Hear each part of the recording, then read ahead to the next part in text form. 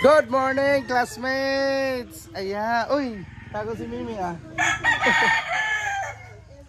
Nakauwi ulit kasi season 3 ng AGBI. Ito, ayan yung siya nagbabantay si Liam pag may takti. Pag nag-drop sila kasi submission of weight niya yung mga classmates ngayong araw. Tinuturuan ko na yung anak ko.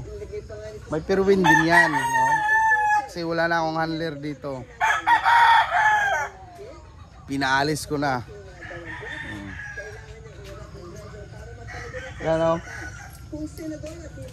So ang pinaka main handler dito is yung bayaw ko, si Kuya Joey, tsaka si Mrs. Yan. Okay naman yung mga manok. Tingnan mo mga classmates, oh. Extraction ko lang, tapos gagawin lang nila. Di ba?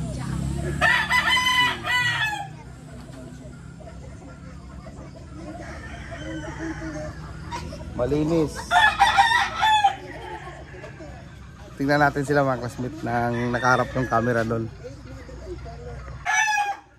Oh, yung handler ko. Cook pa. Yan. Kasi may pasok yung mga bata mga classmates. Oh. Tapos ito naman yung mga manok, oh.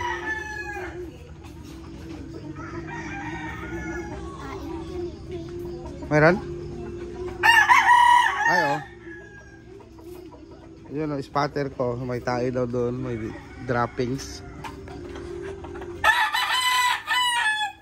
Yan nga, meron yung classmate. Ito mga classmate, oh, yung drop nya. Ito yung mga drop nila, may halong pula. Kasi, yan o, may pula yan sa tissue. Kasi nagbibigay kami ng ng Volplex KQ. Binibigyan ko sila. Yeah. Tapos ako, nagsasubmit ako ng timbang 7 o'clock to 8 o'clock. Tapos binababa ko yung manok ng depende mga classmate, kasi kung mamoisture naman siya, kahit di ko na siya ibaba ng maaga, alas 6 to 7 o 7:30 para mag-drop lang sila na mag-drop dito ng 1 hour. Kasi ito yung pinaka the best na pag-submit ng timbang para sa akin lang mga classmate, kasi yung magdamag na wala silang kain, tapos kumbaga pinaka-empty nila compare doon sa magpakain ka ngayon tapos mamaya alas 2 ka mag-submit, ikikiping mo sila, di ba? So same lang ng gabi. Kung walang problema yung manok mga classmate, pero pag may hindi magtunaw dyan, wala na, sira na yon. I-out mo na siya. So sa 5 stag, siyam to sila, naging 7, 8, naging 7. Ngayon, 6 na lang. Yan, oh. Isa reserva dyan. Diretso na yan sa pan.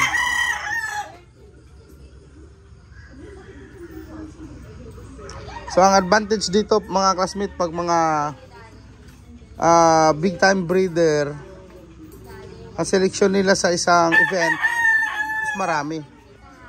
So, from the selected na stags, selected na yung stags nila, example 200 stags, selected na yan kasi 1.5 yung production nila, 1.7, si-select pa nila ulit yon based doon sa lalahukan nila.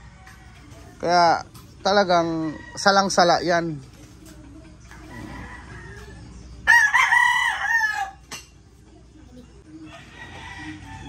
So ayan mga classmate, na-observe ko na medyo mabasa yung kanilang droppings, gawa ng mamoisture dito sa amin, kasi nasa baba lang tayo ng Baguio eh.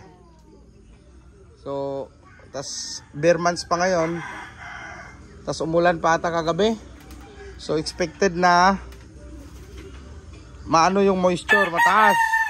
Iharap ko lang sa akin yung cam mga classmate, no? So pag mataas ang moisture, ang kuan doon, magkocontrol ka sa tubig. Ako ngayon, pagkatapos, pagka ano nila, baka hindi na ako magbigay ng tubig. Pero depende tayo palagi sa ano mga classmate, no? Sa droppings ng manok. Kaya ina-observe natin to. Itong mga mating na to mga classmate, yan yung mga ganyan, yung ang sabi na iba dyan, kaartehan, no? Masyado namang marte, tatalo din yan. Ang purpose kasi niyan, kasi para hindi na sila makakain ng kung ano-ano, no? Na hindi natin gustong ipasok doon sa loob ng kanilang mga digestive system. So, dapat malinis na sila kasi alay mo, makakain sila ng basta kung anong hindi magandang pagkain dyan na hindi makakatulong sa araw ng kanilang examination. So that's the word mga classmate. So yun, hindi ito kaartihan, no?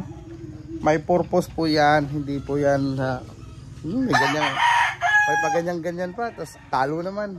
Hindi po yung ganon. Hindi ganon ang mindset natin mga classmate. So ganyan lang yan mga classmate. Observe lang natin, hindi naman sila aligaga. Hindi sila magalaw. Yung isa, yung bulik, medyo gutom na talaga yon, based doon sa ano niya. Based doon sa body language niya, no?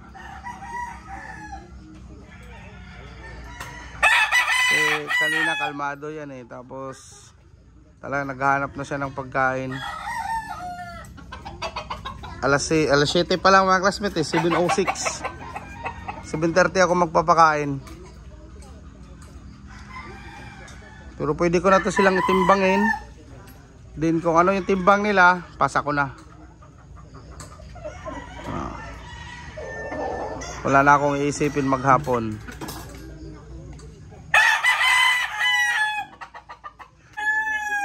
Hindi kuya. Ihi.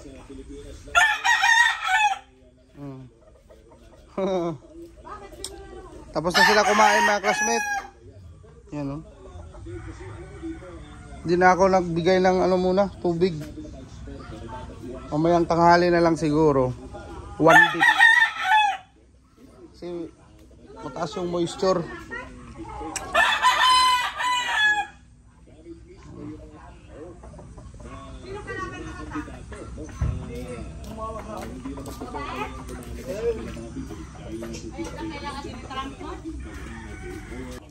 So yun lang mga classmates.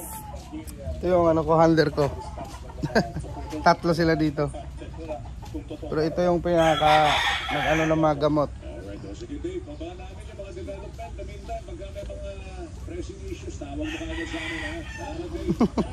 Puang channel niya yan Channel mo to, di ba? Ginagaw ko lang. More wins, God bless, and mabuhay lahat ng sa bungero.